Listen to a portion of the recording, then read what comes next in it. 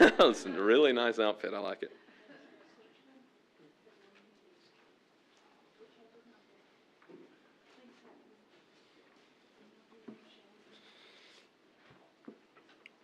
Good morning, everybody.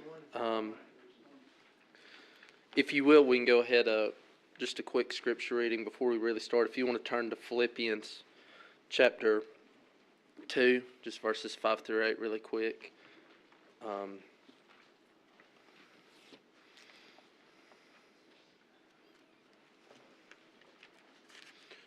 Start with this. I just think as far as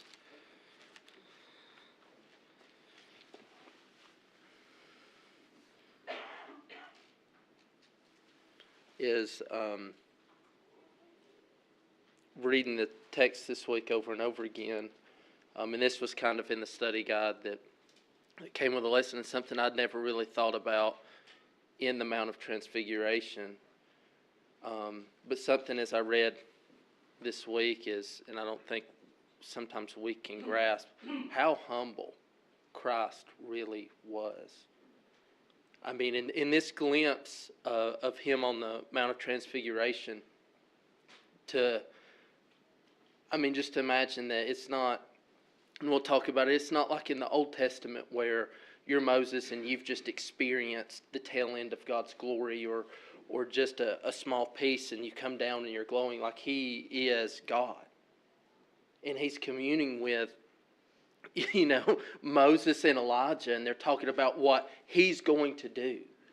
And Dr. Thomas talked about the word Exodus and the idea of this transfer from taking your people from death and sin to life, and all this is going on. And I thought about what Dr. Thomas said. He said, do you ever think he just thought, what if I just step over?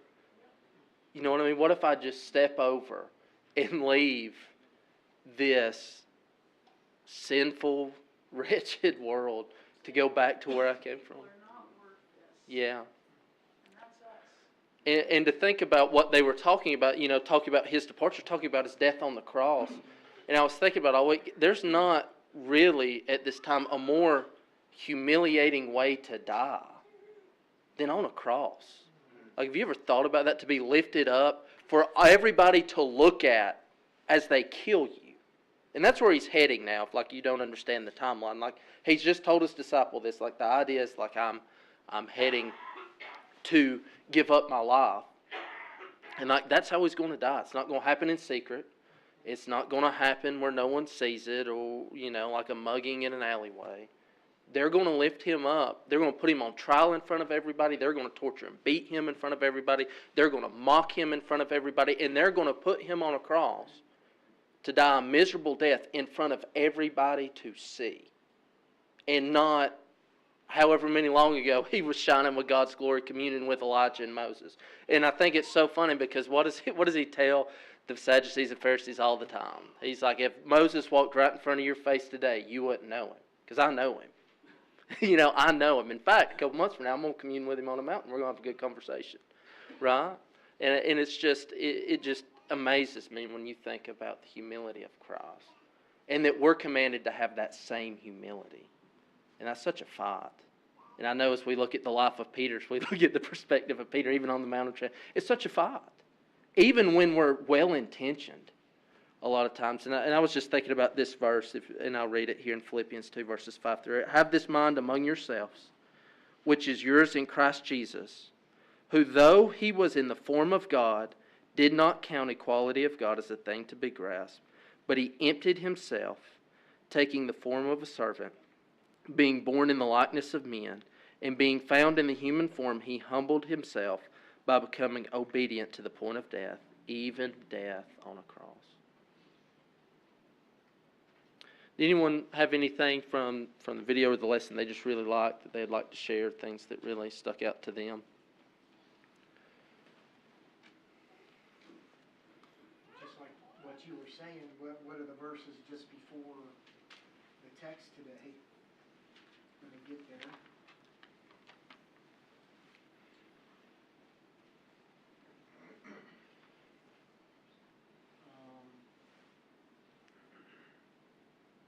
verse 22, the Son of Man must suffer many things, be rejected by the elders and the chief priests and the scribes, be killed and raised up on the third day. Third day is saying to them all, if anyone wishes to come after me, he must deny himself, take up his cross daily and follow me. Whoever wishes to save his life will lose it, but whoever loses his life for my sake, he is the one who will save it.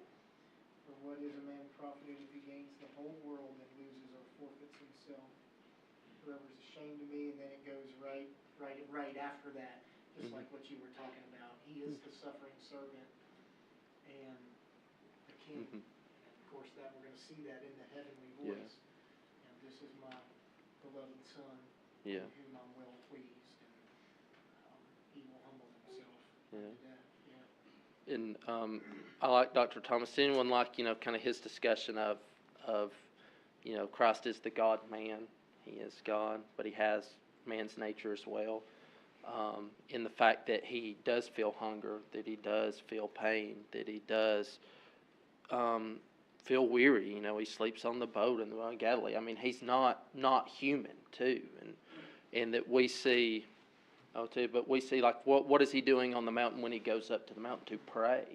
And the idea of praying, I thought about that. You kind of think, if he's the Son of God, if he is God, why does he need to pray? Well, because he's got a human nature. Like, he not only is it an example for us, but the needfulness of prayer.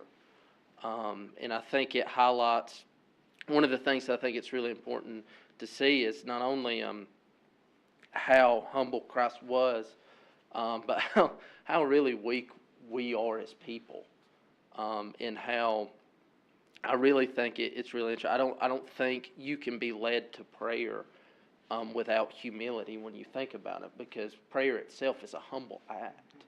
You know what I'm saying? Like, how can you be prideful in prayer? It's kind of like an oxymoron, because the whole idea is like, I need you, Lord. Like, I'm coming to you. Like, I'm incapable of whatever I'm in need of whatever I'm struggling with. And the idea that, like, if you're prideful, how can you go to that place? You can't. You'll never be led to prayer in pride. That's what he says, that you're confessing to the Lord that I can't do this. Yeah. So I love Dr. Thomas's insights, even into simplifying things that we could just over-theologize. And saying, they go to sleep on top of the mountain because they just climbed a mountain. How basic is that, But then showing Peter and all of his Peterness. And I loved when he said, Peter says, let's build 3 tents. And Dr. Thomas says, at least he didn't say 6. Yes, yeah. And I just love those things that make you think a little farther into it than maybe we have before. Yeah. Wally, you had something earlier. I don't want to be the negative, because I really like the guy's teaching overall, but to me, he was way off base with the humanness of Jesus, that he was somehow instructed that he was now God. I totally agree. I don't know where you went with this, but the rest of the lesson was great, and I appreciate the humanness of Christ. But there's no way Jesus was up on that mountain getting instructed as to who he was. He comes into the ministry. And I think about, he knows who he is. I think a little bit that is you kind of have to leap to assume things that aren't there. I don't know what Jesus was like as a young child. I mean, we see him at 12. You know what I mean? We see him at teaching in the temple. Obviously he was different than other kids. Sometimes I think we like to assume things that aren't really in the Bible of what it would be like. Mary never gave an account of what it was like raising him day by day. Same for what you're saying. I mean, that's not really there.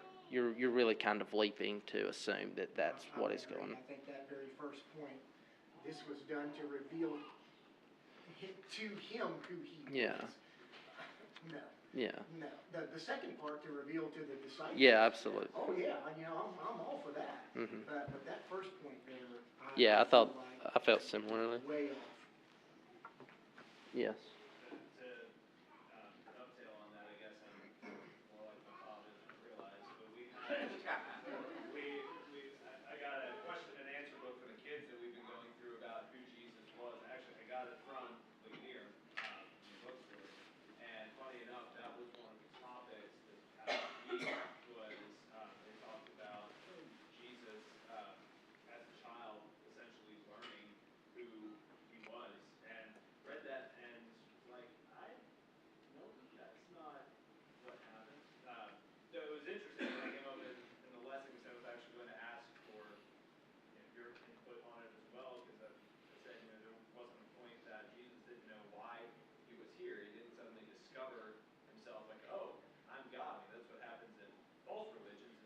discover that they think that they're the Messiah and they're not. But it was interesting that that came up in today's lesson like that. I mean, that's good. Well, I didn't mean to interrupt. No. Yeah, I was talking with Bill about this past week because I agree with Wally. I love the lesson. It was that one statement that I just thought. I think he said at one point it encouraged him. Yeah. Like, this would have encouraged him or something. And I was like, I don't know. That, at the same time, I think one thing, and me and Wally talked about this. I think one thing that I always hear Dr. Thomas emphasizing, which is helpful for me to remember, is right. We do believe in the fully divine, fully human natures coexisting in the Yes. one person. Yeah. And so we have to hold, I think Dr. Thomas sometimes emphasizes too much, but he does hold, in tension, not to contrast there, but the fact that Jesus can literally say, not even the Son of Man knows when he will return. He's not speaking according to his divine nature, he's speaking according to his human nature. Our tendency is to say, well, the human nature is swallowed up by the divine. They coexist within the one man. So in some sense, how can Jesus, being God, uphold the universe and yet lay in a manger? Well, it's because he's laying in a manger according to, divine and human, it's in the one person. But the divine nature is not throwing up and pooping his diaper. The divine nature is the whole. I'm not, I'm not trying to make a joke. But I mean, seriously, sure. A human, he's learning Aramaic. The human is processing things, and as Luke says, we talked about this a few weeks ago, he's growing in stature before God and man. Right? Yeah, that would be a line if it were up to us. We would never have written that in the gospel. Yeah. Like if we were writing, but we would not want to write that, and yet it's there. So I think sometimes holding the two together. Well, and I think a lot of times it gets swallowed up. What nature of his is human. We spend so much time arguing with people and trying to explain, like he is God, like he is God. You know what I mean? Because most people today, well, he's a teacher, he was a man, he's, like Martin Luther King, like we've done a couple other ways, like that's what people say all the time. And you spend so much time trying to explain and show that he is God, and that you forget he does have, a human nature. I would just say there's another instance at the beginning of his ministry when Christ is baptized, and you have the Trinity all together, the Father, Son, they are one, the same heavenly voice. This is my beloved Son. He's the King of the kingdom, in whom I am well pleased. He is the suffering servant. It's the same tension here in Luke 9 as it is in Matthew 3. And Jesus knows exactly who he is. And yes, he is divine, he is human, but he's not struggling with that. Yeah. He doesn't need to be encouraged. And I think, like Noah, like perhaps others, that terminology, I don't know, it just hit me the wrong way. But Jesus is not struggling with who he is. At this point, yes, he was little and he's learning and he's growing, but we're talking a man who's, you see the Trinity, you see he's the greater Son, he's the greater Moses, he's revealing himself not to encourage himself, but to show himself to the disciples, who there are some standing here who will not taste death until they see the kingdom of God. And this is I wonder if a part of that is just exactly 8 days later there it is. So it's not for him, it's for them. Yeah. He does make some funny points later when he talks about Peter. I could have gone on a tour. Yeah. He looks so stoic when he's up there teaching. Then he comes off with some goofy things. Yeah. And so, if we can go ahead and look, I want to kind of go through the text of the Transfiguration. If you want to turn to Luke 9, I know it's in Matthew as well, but we'll look in Luke 9. We'll start in verses 28 and 29. And again, I just want to really focus on like Peter's perspective, because I agree completely. This is for the disciples, right? This is for them to see, and when you think in context of what's happened, it makes perfect sense of why it's meant for them. Okay, you know, and I just think about, Peter's response in this of hey, this is great. You know, I've got an idea for us all. But I think, you know, as he talked about, as you mentioned when he talked about the tabernacles, he said, well, at least he said, let's not build 6. I don't think Peter's necessarily, in his mind, coming from an arrogant place of I belong here. I think he's just thinking, this is amazing. You know what I mean? I want to live this every day, and it's a glimpse into heaven. I mean, that's literally what it is Thomas did talk about, this idea of rented space of heaven and earth and someplace in between where they are. And he's like, let's just build tabernacles up here. You 3 can live, and we'll come visit every day, you know. And he doesn't think for a minute. He's like, maybe I should just keep my mouth shut, you know. And that's human nature, just period. And I want us to think about that as we're far more like Peter probably than we are like Christ. And to just think, like, how often, like, I think about it myself, and so I think in terms of, like, how often are you someone who always has to say something? Have you ever thought about that? Do you always have something to add? Do you like sit in meetings when people are discussing and think, you know what, I've got a great idea. I need to pitch in right here. Like, is that you?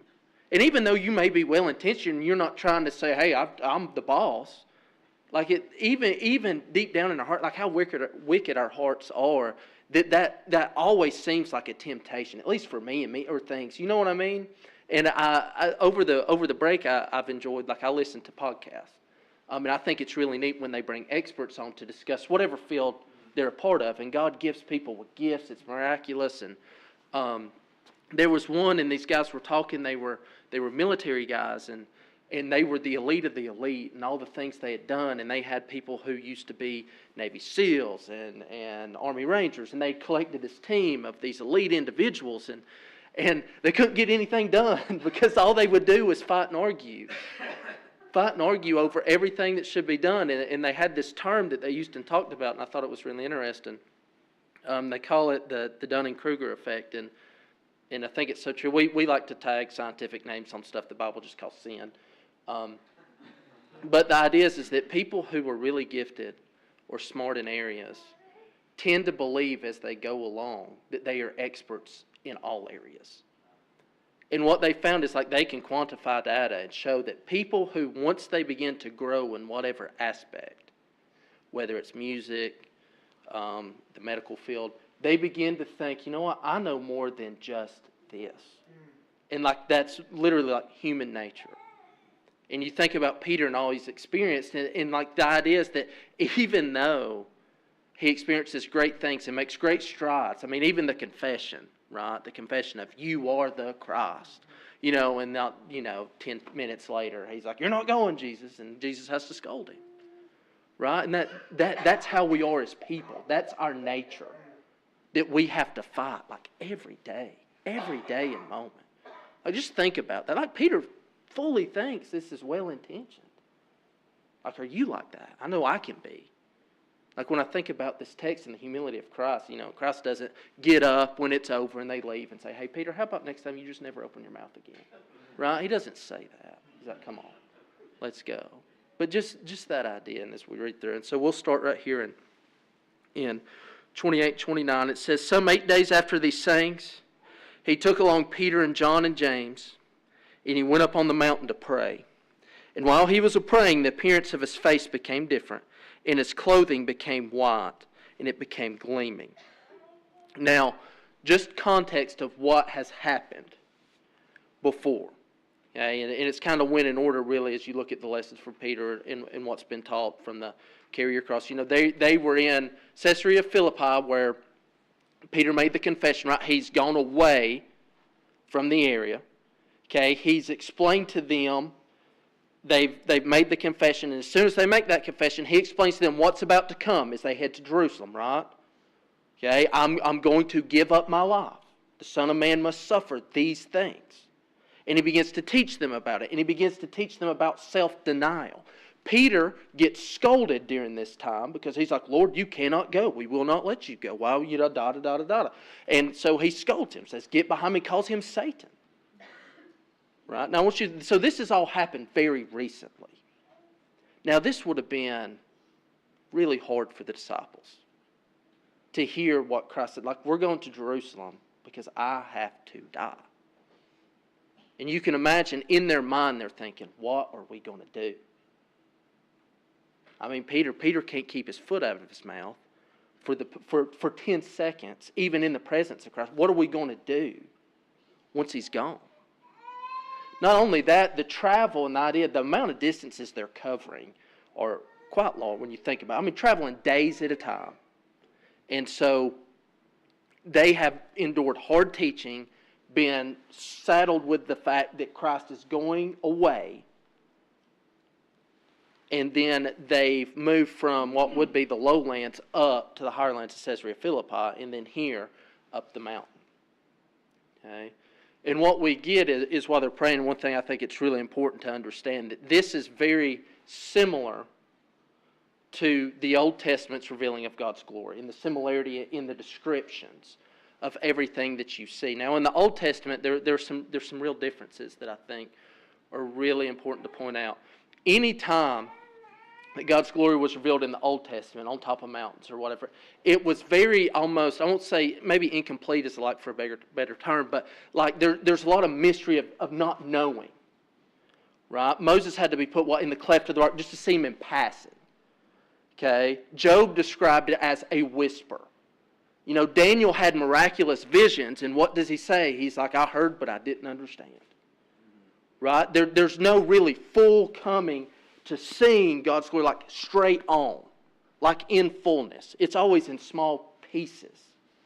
And it's always talking about what is to come, as Noah read this morning in Deuteronomy. Like you get this idea continuously in the Old Testament. Even the people, like Moses comes down and he's shining with God's glory, but he's not of God's glory.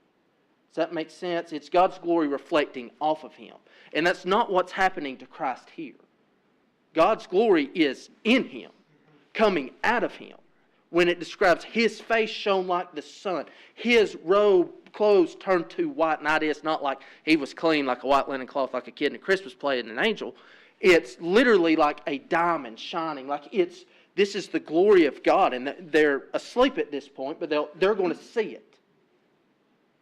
And what this says to them is they're not going, wow, God's light and that cloud's just hitting him like a mirror and hitting me in the face. That's not what's happening. The glory of God is coming at him, saying to them, this is Christ. Does everybody understand like the difference in how they would see that in the Old Testament? They know these things. Moses and Elijah are with them. We know what they represent. Moses, the law. Elijah, the prophets. Okay, it's the Old Testament. It's all the things. And think about the fight that they have to fight with the Sadducees and Pharisees all the time. That, about the prophets and Moses, and he tells us this, and you guys are wrong, you guys are heretics all the time. And Christ is like, you wouldn't know them if they walked right in front of you and sat today. Moses would be displeased with you just as Elijah would be displeased with you. That's the constant teaching of what Christ has to tell them all the time. And here they are, all communing together. Right? And the idea that, people have today that the Old Testament is not of use or is outdated, it's ridiculous. Right? He's not bringing them out of like retirement. I mean, in reality, he's not saying, these guys, we don't use what they told anymore. I mean, they were an important figure, and that's the point for them to see. Now, they're not Christ. They're not God. But this would have been a major sight for them to see Moses and Elijah, probably the two most pivotal figures of the Old Testament, when you think about it. So just see that connection to the Old Testament. We'll move right along. And so, to 32, it says, who appearing in glory, they were speaking of his departure, which he was about to accomplish in Jerusalem. Now that word departure is Exodus, right? And it has more than just like him leaving. It's this idea of this transition from this period to the next period. The freedom, the Exodus from sin to salvation, and what's going to be brought. Noah, you have something?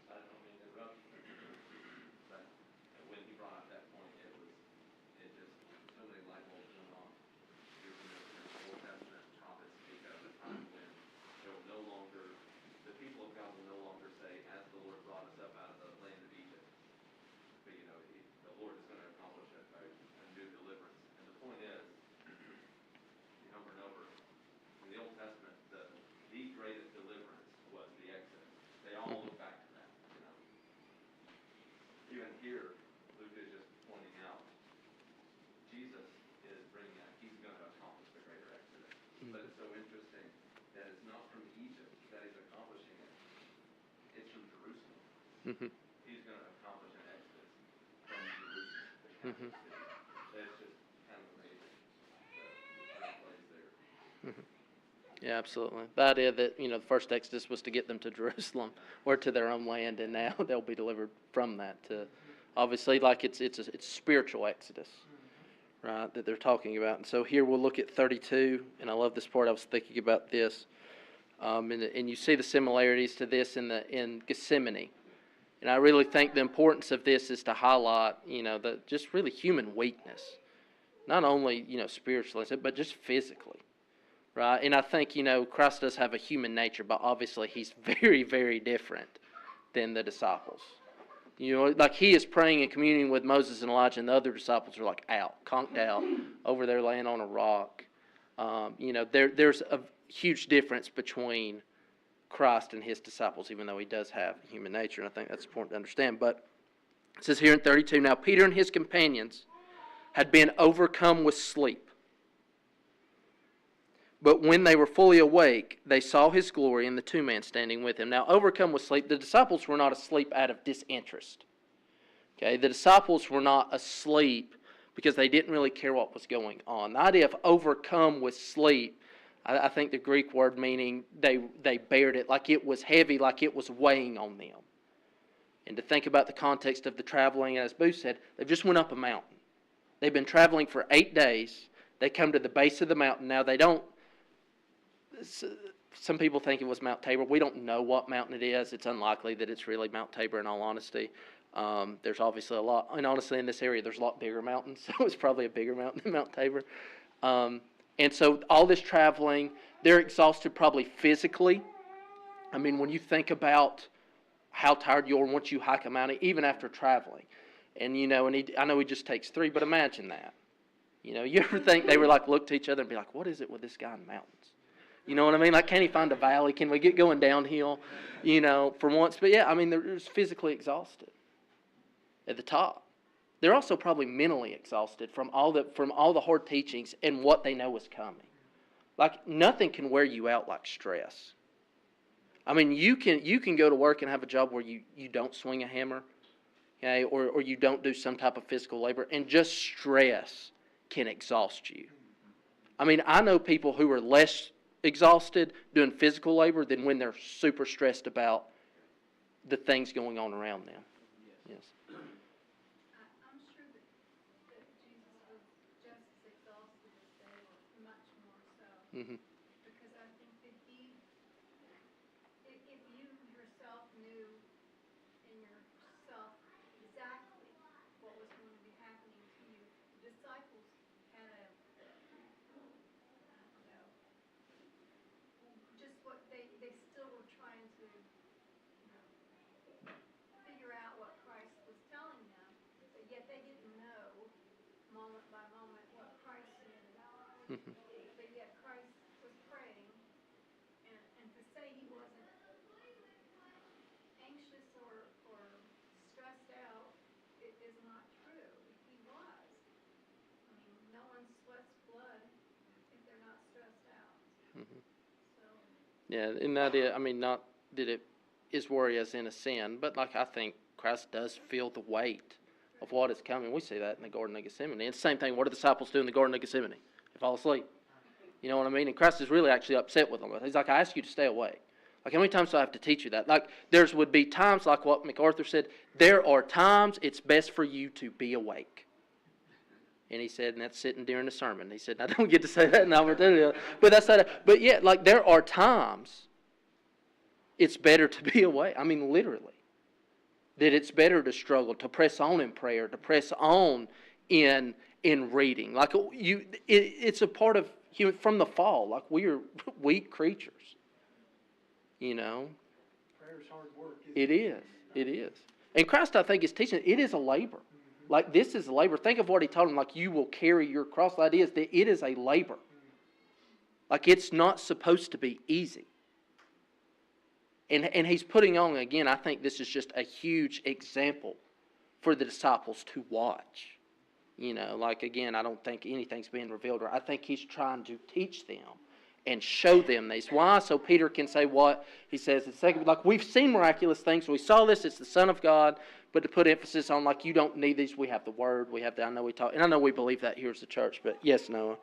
I was just thinking, as you were talking, Peter, one of the things that kind of puzzles me about this text as I was reading through it was verse 33, the little comment that Luke makes at the very end. It says, and as these were leaving him, speaking of Moses and Elijah, Peter said to Jesus, Master, it is good for us to be here. Let us make 3 tabernacles, one for you, and one for Moses, and one for Elijah. Not realizing what he was saying. It's almost as if, and it's easy to think like, Peter just makes some, bonehead comment or something like that. I mean, what did he say that was, wrong for him to say, not realizing what he was saying? It seems as if the answer comes in verse 34, because what has he just done? He's kind of flattened it out and made a tabernacle for Moses, Elijah, and Jesus. And in my understanding, it almost is as if it kind of puts Jesus on the same playing field as Moses and Elijah. Verse 34, while he was saying this, a cloud formed and began to overshadow them. What happens in the tabernacle in the Old Testament? The glory cloud overshadows the tabernacle. Right? So it just seems as if the point is, Peter's not seeing the fullness of how much greater Jesus is than even Moses and Elijah here. The point seems to be shining forth. Jesus is even the greater tabernacle. Jesus is accomplishing the greater exodus, and he's the greater fulfillment of the tabernacle. Because the glory cloud, in a sense, is overshadowing him to point out. And then the divine voice comes after this. This is my son. Like Moses and Elijah, they're great. They're just the law and the prophets. They're just pointing to this one. You need to listen to this guy. The dude that Moses was talking about in the wilderness, this is him. It just was interesting to me, that little comment that Luke made at the very end, trying to understand what was it that Peter was not realizing about what he was saying. Yeah. I'll come to your quote, but even beyond that, and just even reading, I mean, this is the idea of this is not heaven. Like, as great as this is, for what small moment that Peter gets to see it, this is not heaven. This is not in complete fullness of what is coming, in the glimpse of a second coming. And Peter, I think that is very much to the point of what you said that I think. But, just like, I think of God saying, like, listen. Like, the nicest way to say, like, when you say that to your child, that's a really nice way of saying, shut your mouth. You know what I'm saying? When you say listen, that is like, stop speaking. Stop assuming. I mean, when you think deep down, I mean, could you imagine this scene from the perspective of Peter? You have been asleep. You wake up and Christ is in, the glory of God is coming like out of him. Moses and Elijah are there, and they're convening, talking about the Exodus, what is to come, and what Christ is going to do and accomplish. And you say, fellas, I've got a better idea. How about I build you 3 houses up here and we just come and visit? You know what I'm saying? Like, no, I mean, when you think about that, he doesn't realize what he's saying, like the ignorance in what he's saying, whether it's well-intentioned or not. And really the idea deep down, like the lack of humility in that moment, even though he feels it's well-intentioned. Like, you think, what should you do? And it happens later with the glory cloud, and it says in Matthew, what do they end up doing? Falling on their face in fear. That's what you should be doing. I'm saying, when you're confronted with the glory of God, what's the appropriate response? What do everybody in the Old Testament do? They fall on their face. Yeah, we'll finish up right here. Quick thing to say. Yes. So God has a greater plan. And the same thing happened when Jesus was born. And for 400 years, the villages, the custom, they all had a little band. And if a baby was about to be born, the little band showed up outside the house. And if the baby was a boy, the little band played and they celebrated. If the baby was a girl, they left. Because the Messiah was to be a male. And for 400 years, they were anticipating that, which is fabulous. It's wonderful. But when Jesus came, the real Messiah came, God had a greater plan, and the Little Village Band is not who played. The Little Village Band and the people, were not, who expected to be the ones to glorify God, the Messiah, were not there. And it's the same thing at the Mount of Transfiguration. And Peter gets ahead and here's our plan, we're going to build a tabernacle, and God's going, I'm showing up, and I'm the one that's going to glorify him. This is my sign. Yeah. Absolutely. I'll read the last bit and we'll close. It says, then a voice, still not realizing what he was saying. While he was saying, a cloud formed. It overshadowed them, and they were afraid as they entered the cloud. Then the voice came out of the cloud saying, this is my son, my chosen one, listen to him. Then the voice had spoken. Jesus was found alone, and they kept silent and reported to no one in those days the things in which they had seen. I'll close with this quote, just because I really, really liked it.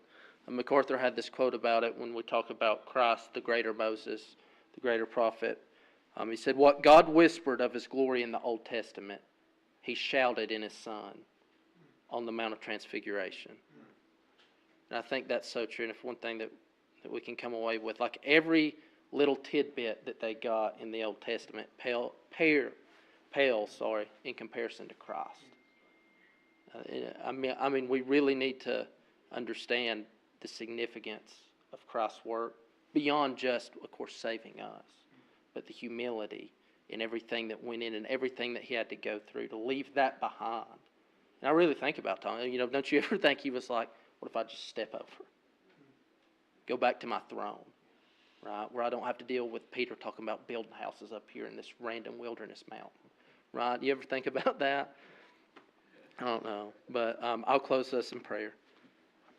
Heavenly Father, God, we thank you for your word. Father, I pray, help us to be humble. Help us to earnestly seek you. Father, we often know what to ask for in prayer. We often know what we should be doing, what we should want.